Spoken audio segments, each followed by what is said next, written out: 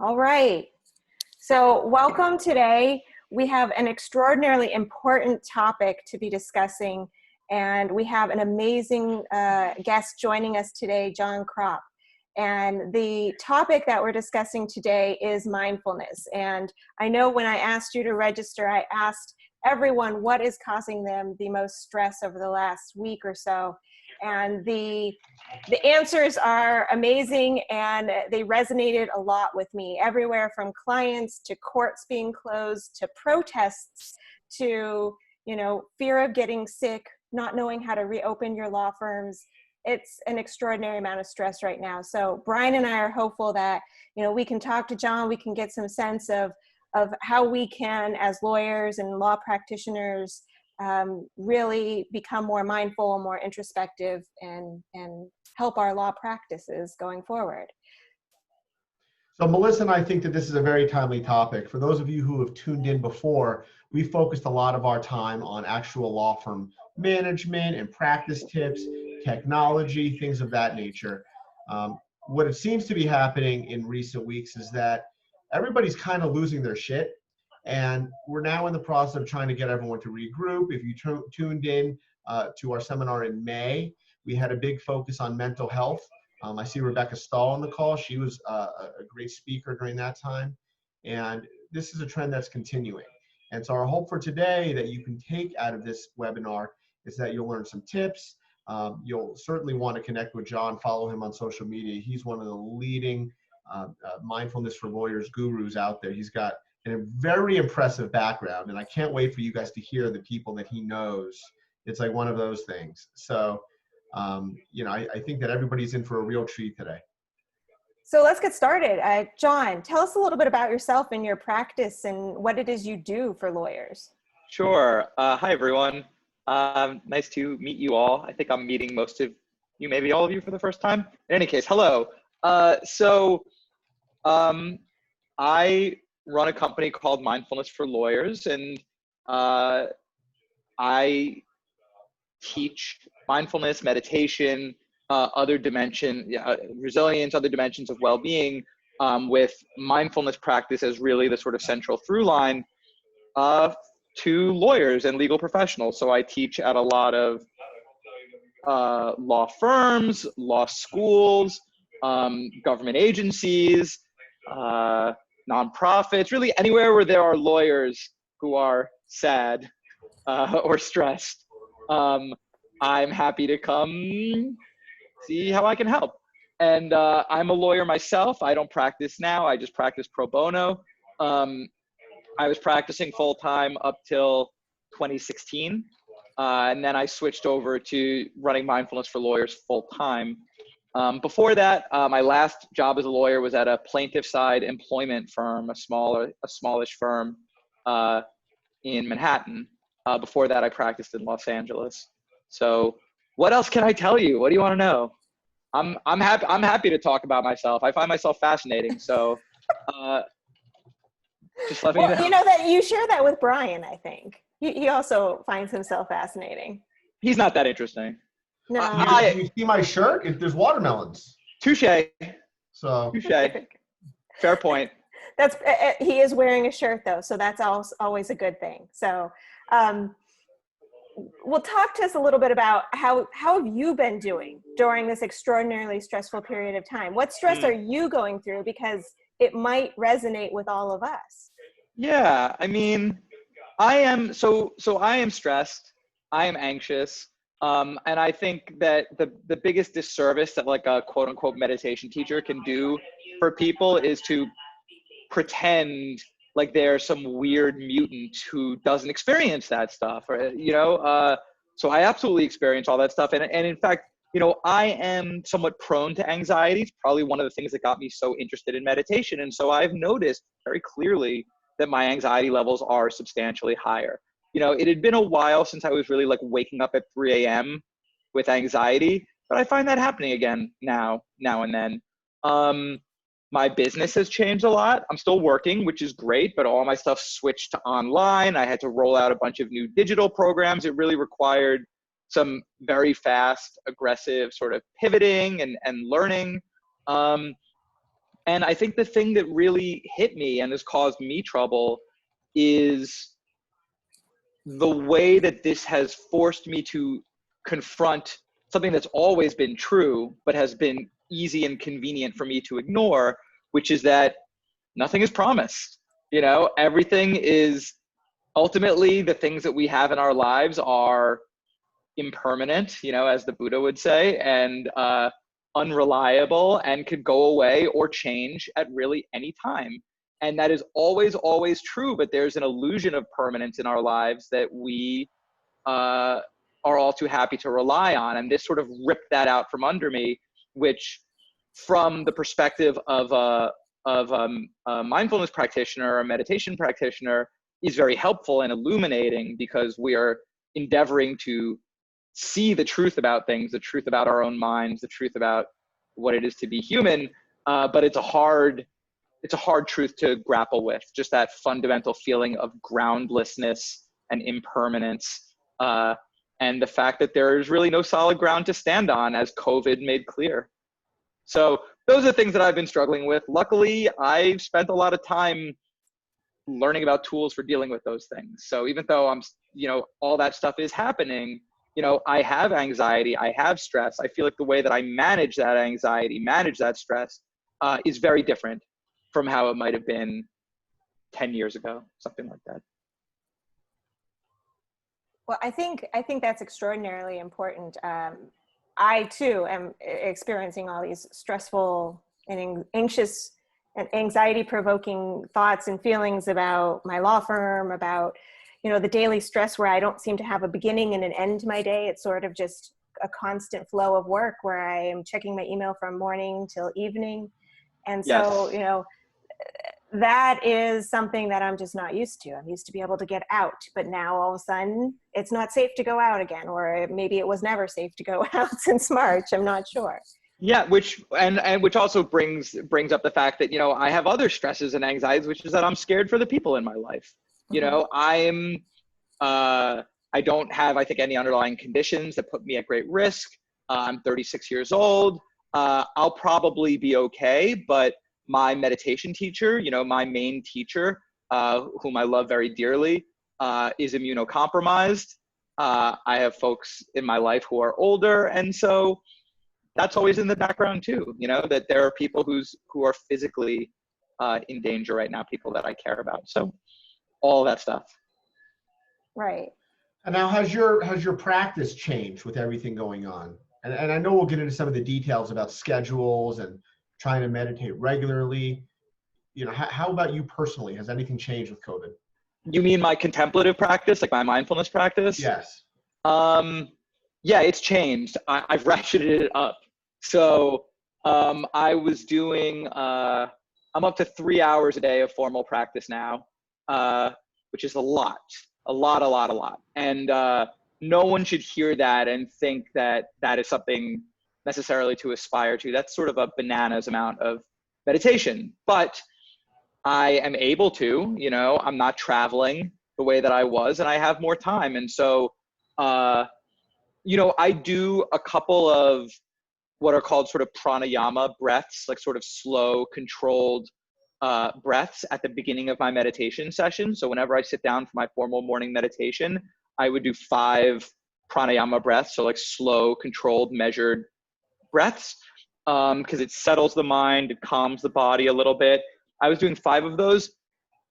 That wasn't enough, actually, once COVID hit. So I'm doing 10 of those now. So that's one concrete way in which it's changed, because just my nervous system needs more soothing than it did before. I'm trying to think in what other ways has it changed.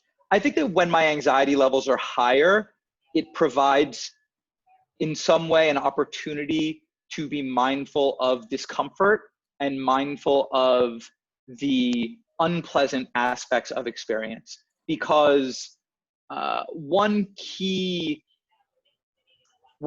sort of insight of these practices is the realization that most of the suffering in our lives doesn't come from our discomfort or our unpleasant experiences.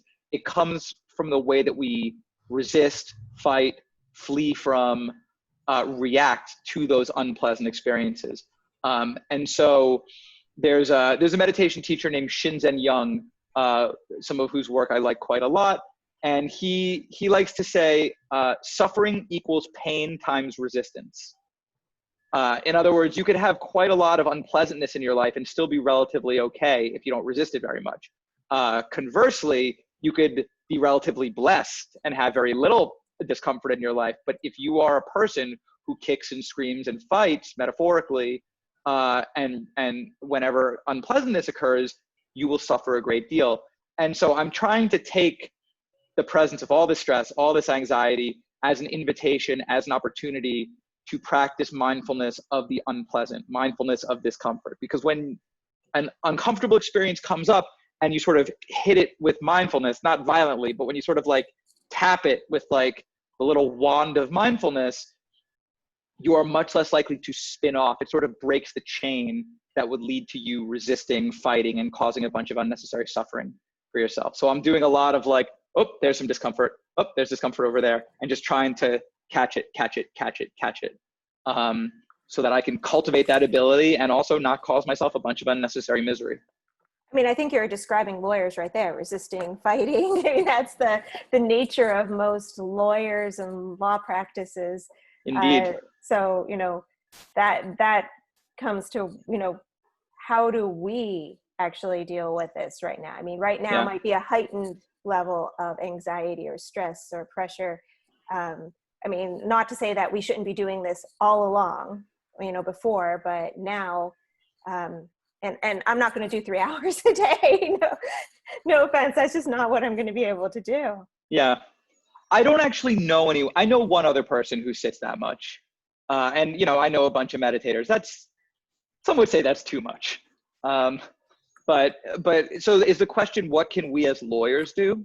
Right. I mean, what do you think maybe we should start implementing here in our daily life that we could do even just in little chunks, you know, for me, sitting here where I'm feeling like I wake up at 5 o'clock and go straight to my computer, and I go all the way to 5 or 6 o'clock, constantly checking my email. And then I just go to sleep and start again because I'm not getting out. I'm not having the same social interaction. It's extraordinarily stressful, and it's constant on the computer. Mm-hmm. Yeah. So it's funny you talk about the computer, because today I just did a workshop for the law firm Oric, specifically about, the title of the workshop was Defeating Digital Distractions. And it's all about sort of mindful technology use. But I think for lawyers, so first of all, lawyers should do all the stuff that normal people should do, right? So if you were just regular civilians, I would say you should have a meditation practice. You should learn some simple ways to practice mindfulness in daily life, and just, you know, a 30-second practice that you can use to take like sort of a mindful pause. And all of that's true for lawyers too. But what I would emphasize for lawyers is we're so busy, right? We're always running around and we're always juggling. We have our portfolio of matters. We have to sort of keep an eye on all of them. We have meetings, calls. We could be interrupted at any time by an email from a client or a colleague, or if you're at a larger firm, someone you work for. And so there's a piece of advice that they give in the Tibetan meditative tradition, which is a very old and sophisticated tradition. And they sometimes like to say, short sessions many times. And to me, that is a very valid way for a lawyer to incorporate mindfulness and a little bit of this sort of more inwardly oriented practice into their lives. Because 3 hours a day is a pipe dream, right? When I was a lawyer, I couldn't do that. You know, when I was practicing full time, I couldn't do that. No way. And so short sessions many times. And so when you learn how to do breath meditation practice, for instance, it's okay to tune into your breath and watch 2 breaths, 3 breaths. That will do something. It will interrupt the flow of mindlessness, right? It will pull you out of your head and bring you into the present moment. And those moments add up, right? So if you're sort of planting little flags throughout your day, if having a formal practice doesn't seem reasonable, but you feel like you could spare 20 seconds here, 30 seconds there, which frankly, anyone who says they can't do that, I don't believe them. That is an on-ramp to these sorts of practices. Learn to take care of yourself in small chunks. And then if you want to, you feel moved to, and you have more time to, you might engage in more extensive practice. But I think it's important to sort of start where you are, and short bursts of practice, I think, are a great place for lawyers to start. So say I want to start incorporating this in short bursts tomorrow. Yeah. Do you have any techniques, any specific practices that I might be able to incorporate in those short bursts, knowing that I'm sitting at home and I'm at my computer all day, and that's about my life right now? Yeah. And keep in mind, Jon, keep in mind that Melissa's generally not good at things. So just help her with this so she can get through it. You two use your fourth grade words. You two have such a charming dynamic. Oh, yes. He's like the brother I never wanted. Adorable. All right. So, why don't I start with the simplest, the very simplest, the lowest hanging fruit. So there's a practice that isn't a meditation practice. So meditation practices generally are distinguished by the fact that they involve working with your mind, working with your attention, your emotions. They're mainly mental practices. But there's a practice that is basically a physiological practice, which is what I was talking about earlier. I called it pranayama, breath control. And so this is something that comes from very old Indian yogic traditions, but it's also been studied, by psychologists and so forth. And there is research suggesting what yogis have been saying for thousands of years, which is that this creates a pretty powerful relaxation response in the body and in the mind. And the way that it's currently understood that it does that is by stimulating a cranial nerve called the vagus nerve, which plays a really important role in our response to stress. So when you stimulate the vagus nerve, that activates the parasympathetic nervous system, the so-called rest and digest system that stands in opposition to our fight or flight system. And it quells that fight or flight response. It calms the body. So the great thing about pranayama, which I sometimes call Vegas breathing, so vagus, by the way, as in the vagus nerve, is spelled V-A-G-U-S. The great thing about Vegas breathing, pranayama, whatever, is that there's no skill set that you have to develop. Meditation, you have to learn how to do a little bit. This is very easy. So all you do to achieve this sort of Vegas breathing is you just slow the rhythm of your breathing. So on average, we tend to breathe 10 to 14 breaths per minute. If you drop that in half, you slow to 5 to 7 breaths per minute, or even slower. That will stimulate the vagus nerve and trigger this relaxation response. So it's kind of idiot proof, which is great because when you're really stressed, when you're really anxious, you're not thinking so clearly. So that's maybe not actually the best time for a really involved practice. But you can just say, all right, I'm going to cut my rate of breathing in half. I'm just going to breathe slowly without it being uncomfortable. Don't be a hero. Don't do that lawyer thing of trying to be as good at this as possible and say, I'm going to breathe once per minute, and stress yourself out more than you calm yourself, right? So you just slow the rhythm of your breathing. You could, if you wanted to breathe 6 times per minute, that's a 5-second count on the inhale, 5-second count on the exhale. That'll get you there. It's good to breathe diaphragmatically. In other words, breathe from your belly. Don't just expand your chest. Make sure that your belly is expanding. You might even put a hand on your stomach to make sure that it's sort of being pushed outward as you breathe.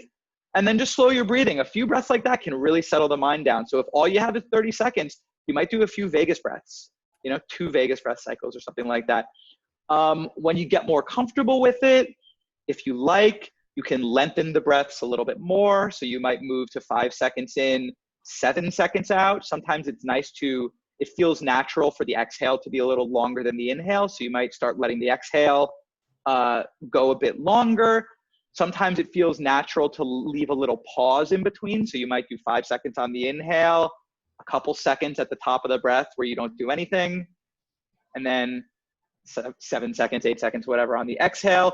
You play with this. You do what feels natural and comfortable. And again, don't breathe so slowly that it's more stressful than calming. And this is something that you can just have in your back pocket. And like I said, I start all my meditation sessions with a few Vegas breaths like this. So there's one thing that you could do tomorrow. One breath a minute might cause me to pass out, and that could also help with the issue. Well, yes, in its own way, I suppose that would also solve some problems. But yeah, so that's not really a meditation practice, though you can infuse a meditative quality into it by, when you're breathing in, if you bring your attention to the sensation you feel of your abdomen expanding, use that sensation as an anchor for your attention. Or if you're counting, you could, be with the counting, be with the sensation, notice when your attention wanders off. If you get distracted, bring your attention back to the sensation of counting, to the sensation of to the experience of counting, to the sensation of abdomen. That would be overlaying a meditative component onto the vagus breathing, but that's totally optional. Just slowing your breathing like that as a physiological process can help. It's like sort of a hack, it's a way of like hacking your own body in a sense, because we can't control our autonomic nervous system directly, but there are ways in like this. Yeah. So Jon, that's interesting. So, when you do mindfulness, that's one of the big focuses is the breath, right? Yes. And feeling. And so, but just breathing itself, that's an interesting point. That's not meditation, right? Because you're not just focusing, just slowing the breath, just these vagus breaths, that's not meditation. So why don't you parlay that? What makes something meditation? What makes the practice meditative? Yeah. So to define meditation is tricky. There are so many different definitions. You can do it. Yeah, but you got it. Thank you. I appreciate your confidence in me. And you're right. It's one, I'll give you a broad definition. This is not the definition I usually give, but if you're asking me what makes something meditative versus not, I would say that the thing that ties together most forms of meditation is that it's a way of cultivating new habits of mind. So our existing habits of mind are habits like distraction, compulsiveness, frustration when things don't go our way, resistance when discomfort arises. And meditation, our practice is designed to change those habits, to cultivate habits like a mind that is calm, present, undistracted. Habits like an emotional makeup that trends more towards patience, goodwill, friendliness, rather than towards frustration, anger, impatience. And so, in the Tibetan tradition, again, which I spent some time practicing in, though I don't right now, the Tibetan word for meditation is gom, G-O-M, and the word literally means habituation. That is how they think of meditation. It is a way of changing our mental habits. Now, to get a little more specific than that, most but not all forms of meditation emphasize skillful ways of working with our attention, training our attention. So, most frequently, learning how to help our attention stabilize in the present moment, help our attention rest where we put it instead of wandering off, right? The natural tendency of mind is whenever you try and pay attention to something, before too long, your attention is going to wander. A sound in the background will catch your attention. A thought will catch your attention. You'll start to think about what you're going to eat later. You'll start to reflect back on a difficult conversation that you had. Our minds are pulled this way and that. And that Jon, can you start over? I wasn't really listening. Can you just start again? Luckily, I respond to all such things with patience, friendliness, kindness. But so, yeah, this is so much of meditation is about learning how to let the attention be more present instead of being pulled into the past and the future constantly. And so this has enormous benefits. Not only the obvious ones, like you get to leave the office earlier if you're not getting distracted all the time, right? Because you could focus on your work more effectively. When someone's talking to you, you're actually listening, as Brian eloquently demonstrated. If you are present, if you are focused, you actually hear what they have to say. You don't have to ask them to repeat themselves. And then there are all sorts of emotional benefits too. When you rest your mind in the present moment, it turns out that it just is calming. There's a certain mental clarity. There's a certain peace. It's soothing. There's this capacity for focus. So it is really pleasant, really good for you emotionally, really good for your stress levels, and really useful in terms of your ability to perform, your ability to think effectively, work effectively, focus effectively. So yeah, so you could think of meditation in large part as a form of very useful attentional training. Okay. So I think that maybe with that, it would be great if you could maybe walk us through a meditative session. Is that something you're able to do right now? Oh, I mean, we didn't discuss that. That wasn't in. Yeah, that wasn't, not a fool. That wasn't in the contract. I mean, I could send you a separate invoice afterwards. No, of course, I'm happy to do that. You can take the jacket off if it helps. I mean, no one sees me in shirt sleeves. I think you can do, what are they called? Sega breaths, like Sega Genesis or something? If we do Sega breaths, I think let's we can do this. Should I be muting Brian?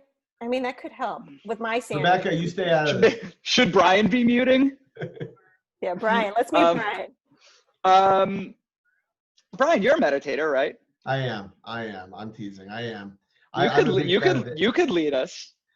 I could, but Melissa would get mad at me as usual. So we're gonna let you have the spotlight today. All right, let's do a short one. And I'll just walk you through it. So why don't we just start with our posture?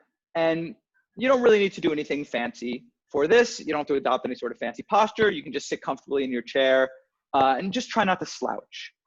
And then rest your hands on your palms down on your thighs or on your knees. Maybe you just don't have them so far forward that they start to pull your shoulders forward. I don't want your shoulders to be nice and relaxed. All right? Let your head just balance in a natural, relaxed way on your neck. Close your eyes if you're comfortable with that. If you're not, it's okay.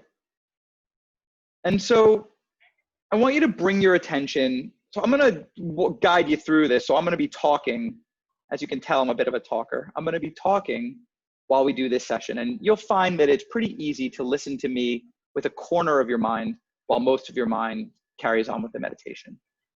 So what I'd like you to do is bring your attention to a particular sensation, to the sensation of your abdomen rising and falling as you breathe.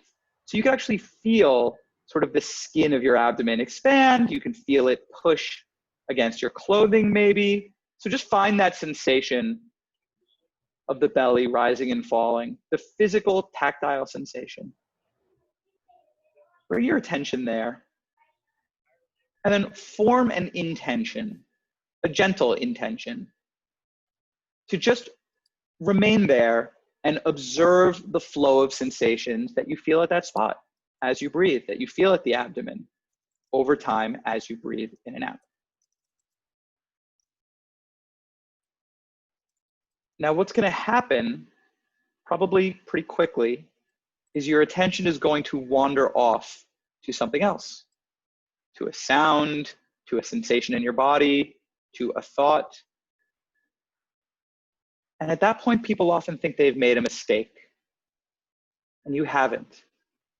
So that wandering is just part of the process. It's actually what's supposed to happen. So nothing's going wrong. All you do when your attention wanders like that is you just notice that it's wandered, and then just gently escort the attention back to those sensations of the breath at the abdomen, and just begin again. Letting the breath find its own natural rhythm. So we're not doing vagus breathing. You don't have to make your breathing longer or slower or deeper. Just let your breathing happen however it happens.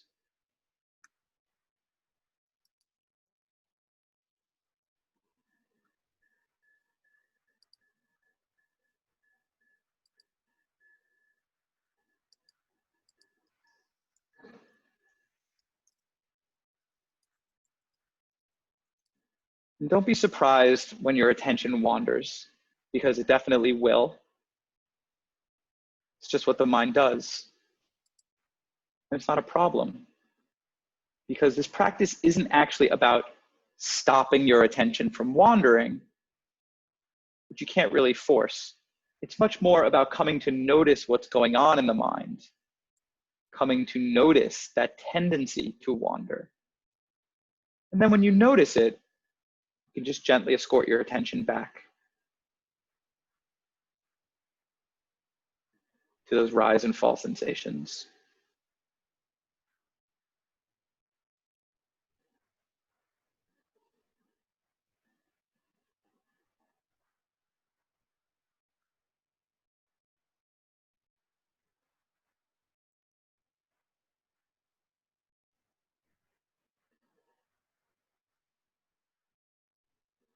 Your attention wanders 100 times during this session. That is fine. You just gently escort it back each time. In fact, it's better than fine. It's actually a good thing, because that's 100 opportunities to practice that noticing that's really at the core of this meditation technique. So this pattern you'll experience of getting distracted and then coming back, wandering and then returning. That is the natural rhythm of this practice. That's how this practice is supposed to go.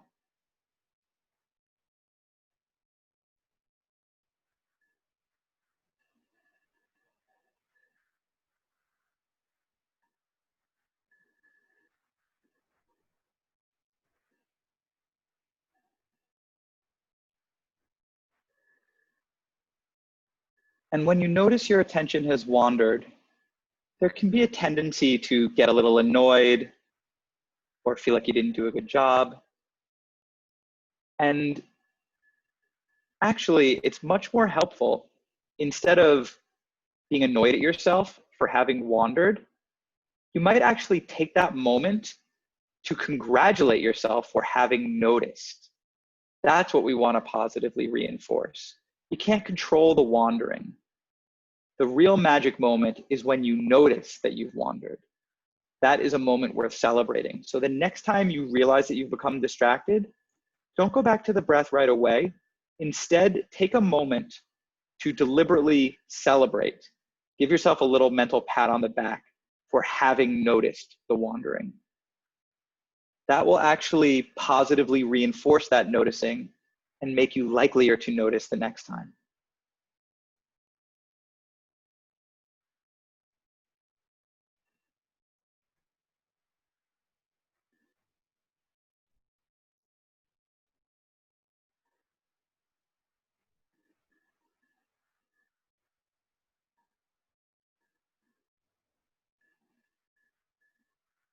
So in a moment, I'll ring a bell that I happen to have on hand.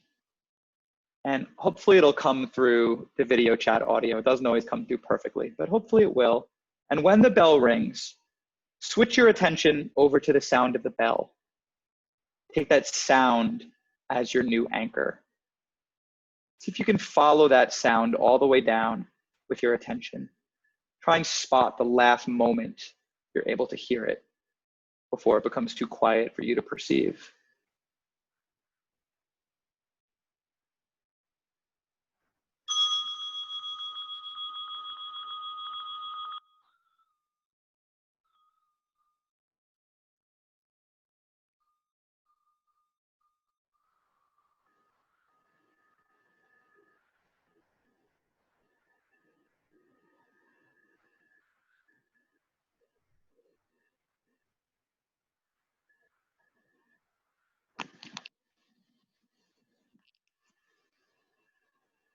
Okay, so that was a short meditation. I hope that was enjoyable, or at least interesting. And there are a million different ways to meditate. Meditating on the breath is a classical meditation style. It's one of the most popular. There are reasons for that, but there are a bunch of different styles of meditation, different objects of meditation, different from the breath and so forth. But that's just one way. It's a convenient way because you're always breathing, so you sort of always have that on hand.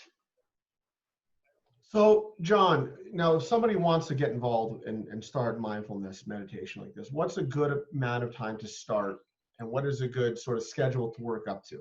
Yeah, great question. So I wish I had a number I could tell you, Brian. Like, I wish I could say, 5 minutes is a great place to start. But actually, the news is kind of better than that, which is there's really no floor. You know,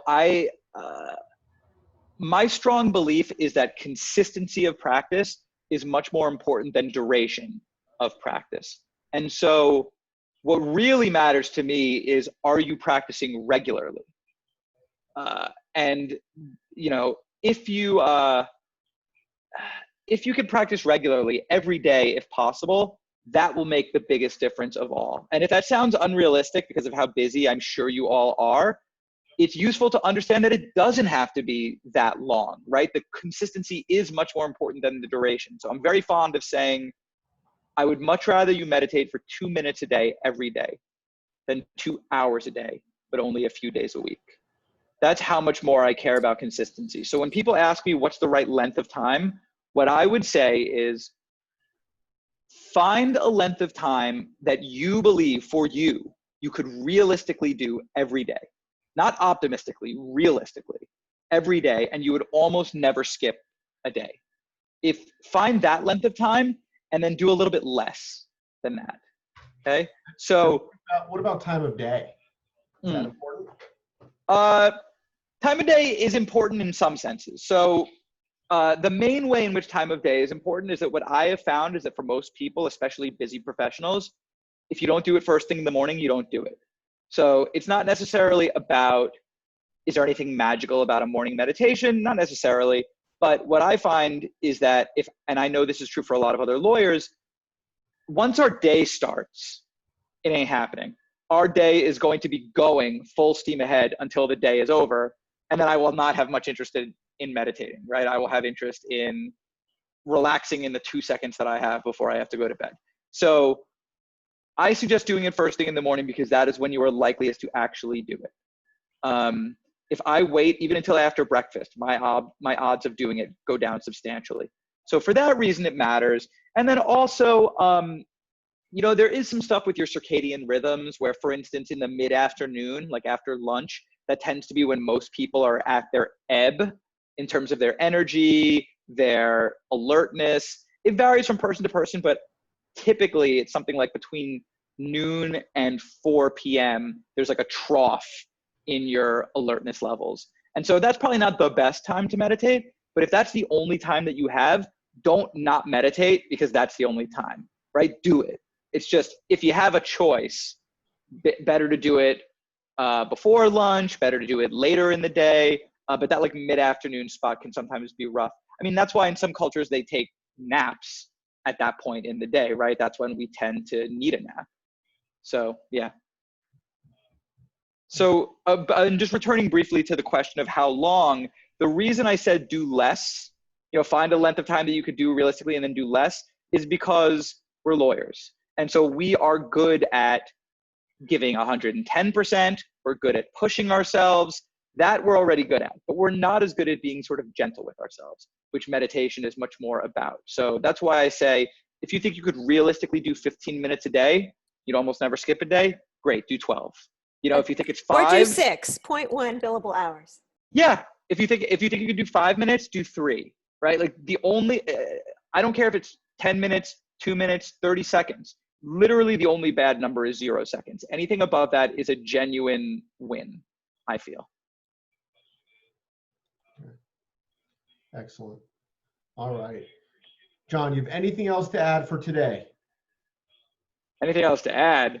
I mean, I could start. I could talk forever. But Give us an example and walk us through a meditative practice. Oh, did we already do that? Oh yeah. Okay. I got to focus. Okay. Well, Jon, thank you so much. Melissa has put into the chat Jon's website. Everybody, go check it out. Follow him on social media. Jon is great. Okay. Thanks, Brian. That's nice of you to say. Oh, please. I don't know if people have questions, I'm happy to answer them. Yeah, I mean, we have the chat feature, guys. We do have some extra time. So if anybody has some questions they want to put out. There's one question that's out there now that asks you, but I don't think you're practicing anymore. How many hours of billable legal work do you generate now? Oh, I actually thought that question was a joke. So I don't do billable legal work anymore. So I earn my livelihood by teaching full time. So I will occasionally do some pro bono work. You know, I've done some pro bono immigration trials with the Southern Poverty Law Center. I do stuff like that from time to time. It lets me feel like I'm still using my degree in the way in which it was intended. It makes me feel good to do. But I don't, so, you know, my last day at my law firm was in November of 2016. And since then, I've been teaching full time. So I spent a year and a half teaching on the side while I was still full-time practicing at my law firm. And I would just spend my vacation days to go travel and teach. So no more billable legal work for me. Well, that's an interesting question then. You made a huge career shift to meditation practice where you're teaching lawyers. I mean, how scary was that? Talk about needing, you know, meditation then perhaps. Yeah, but I would say, you know, to be honest, it wasn't all that scary for me because I didn't do it in a very bold entrepreneurial way. So, you know, when you read the stories, it's like drop out of Harvard and start Facebook, you know, or quit your job and do this, whatever. But I was like already 31, 32 years old, and I wasn't going to just sort of drop everything. So I did it for a while, you know, I did it as long as I could. And I liked being a lawyer. So my story is not the story of, you know, I burned out on law and then I found meditation. No, I quite liked being a lawyer. And I did both for as long as I possibly could. One, because I didn't want to take a big, scary gamble. And two, because I wanted to keep practicing. So I practiced full time until my mindfulness work was earning me enough that even if I left, I would be okay. So I didn't do like a big, scary jump. I was sort of holding on to the next branch before I let go of the first branch, if that makes sense. So I did not do that sort of grandiose Zuckerbergian journey. I played it safe as a risk-averse lawyer. But I'm also getting some questions that are sent just to me, and I won't name, you know, there's being sent anonymously, but I can answer them. Can mindfulness practices be used effectively to punctuate stress points, e.g. preparing for or decompressing from discovery, conference with opposing counsel, decompressing after difficult client conversation, etc.? Absolutely. So when I talked about, you know, how you could do 2 breaths, 3 breaths, like that formal practice we did can be condensed into portable practices. And there are other practices that are more suited to dealing with anxiety spikes and things like that. And I absolutely recommend doing those before a difficult meeting, before you have to stand up and do motion practice, or afterwards when you need to now go about your day and you are tense and your mind is racing. So actually, one thing that I'll share with you all is I have this sort of bundle of digital content that I make available to my clients that if you want it, you can grab it. It's pretty easy. Is it okay for me to share that information, Melissa? Of course. Okay, so it's just, it's like some videos that I put together, including a video on how to use mindfulness to deal with anxiety, like an anxiety specific practice. So this is very relevant to this question of how to use it at a stress point, right? When you're really feeling it. Because meditation is not a thing that you necessarily do in the moment you're stressed. Like, you know, you have a call with a really demanding client coming up. You don't necessarily drop and do 10 minutes of meditation. That might not be an option. But there are practices that are more on the spot. So I share one of those in this bundle of digital resources. So if you want it, what you do is you send a text. So just on your phone, you send a text message. The text that you send is just the word mindful. And you send it to the number. In fact, I'll put it in the chat. So text the word mindful to the number 66866. So if you do that, it'll ask for your email address, and then it'll email you these materials. It'll also add you to my email list. And if you don't want to be on my email list, you can just unsubscribe. You might want to be on it though, because I send some useful stuff, but that's up to you. So that bundle also has my recommended book list, you know, my favorite books on mindfulness and meditation, my recommended app, some good resources available elsewhere online. So yes, you could definitely use it to punctuate stress points, as this person said. And as a litigator, I would do that a lot on filing day.